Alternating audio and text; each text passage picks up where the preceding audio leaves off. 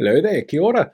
It's October, which means we're coming up to the 1 year mark since the election, which isn't the same as the 1 year mark since the government came into power, since it took them so long to negotiate, well, just about everything ACT New Zealand First wanted into the coalition agreement.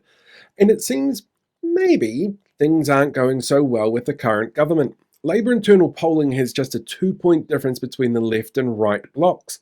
Luxon is still a historically unpopular Prime Minister, and with comments like, "We get it, I'm rich," he just can't seem to connect to the everyday person on the street who's struggling under his government's policies, while he sits back and counts his hundreds of thousands in untaxed capital gains he's made in the last month after 2 property sales. After the decision to gut the Dunedin hospital to service the entire lower South Island, which saw 35,000 people out in protest over the weekend, and that Otago mayors were told just 2 weeks ago the build was still going ahead as planned, after the decision to make the Tararua Highway a toll road, which has seen hundreds of locals out in force to public meetings where local national MPs were berated and just had to stand there and take it, where international organisations have been warning potential migrants looking to come here to work in necessary areas like the health sector to stay away because the government is seen as openly hostile to them.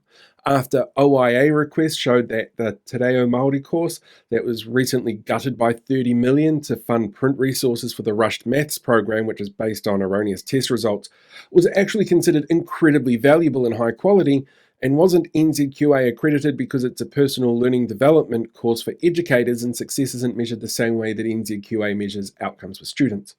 Or that another OIA revealed that the much-lauded success of bringing down crime in the Auckland CBD also saw that there was an additional 26 to 30,000 victims of violent crime around the country, and 85% of those were women.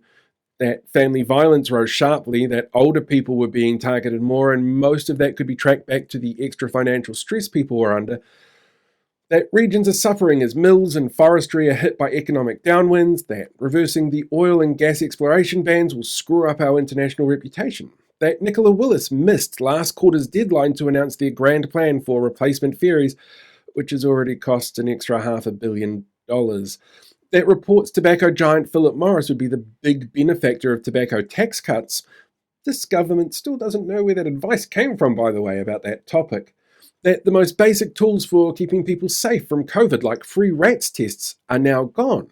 That this quarter's action plan released from the PM yesterday included unpopular choices to remove agriculture from the emissions trading scheme, the removal of the long-standing genetic engineering ban, more beneficiary sanctions, and announcing the first government-funded for-profit charter schools. Is it any wonder why people are souring to this coalition? After all, the things I just mentioned are just from the last week. It's a cavalcade of bullshit gushing like Niagara Falls. So it must be time to wheel out the National Party's secret weapon. Ta-da! It's former Prime Minister John Key, doing another rare but suspiciously timed round of public appearances. A sit-down with Stuff to talk about his quirky superstitions, his totally normal collection of helicopters, and of course, how it doesn't matter that Donald Trump is a convicted felon who foments hate and can barely string a sentence together whose policies would harm our trading partnership with the US and the people who live there. He's offering tax cuts, so John Key would vote for him. After almost a year of this, it's understandable people don't feel like the country is back on track. But as long as John Key is in the news, the party faithful kind of feel that it still is. And more of everyone else feels like they're watching the Tanguai disaster unfold. Oh, hey there, podcast listener. Look, you've reached the end of this episode, and I know my episodes are short, so I'm sorry it feels so abrupt. But hey, you've got plenty of options from here on in. You could go and listen to more content if you want to, and feel free to rate it on whatever platform it is that you're listening to. You could go and check out some of my other pages as well, because there's slightly different content on different pages, like my TikTok page or my YouTube page. But you could also sign up for something like my newsletter, which comes out weekly and takes a look at sometimes in-depth issues that I haven't been able to cover in the shorter videos, or great big investigation pieces. They're all a little bit different, so check all the links out in my bio. It's super easy to find, and hopefully I get to see you on one of the other platforms as well as catching you here having a listen.